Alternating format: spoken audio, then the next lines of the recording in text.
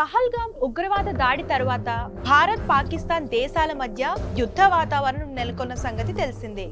అంతేకాదు సరిహద్దులో కవ్వింపు చర్యలకు పాల్పడుతున్న దాయాది దేశం బోర్డర్లో వరుసగా కాల్పులు జరిపింది.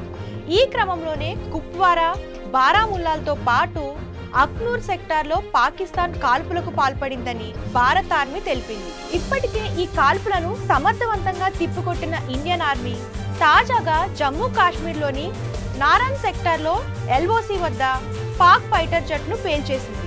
కాగా పహల్గామ్ ఉగ్రదాడి తరువాత పాక్ పై పలు కఠిన నిర్ణయాలు ప్రకటించిన భారత్ యావత్ ప్రపంచం నివ్వెరపోయే విధంగా ప్రతీకార దాడి చేస్తామని ప్రకటించిన సంగతి తెలిసిందే. దీంతో ఇరు దేశాల సరిహద్దు వద్ద తీవ్ర ఉద్రిక్త పరిస్థితులు నెలకొన్నాయి.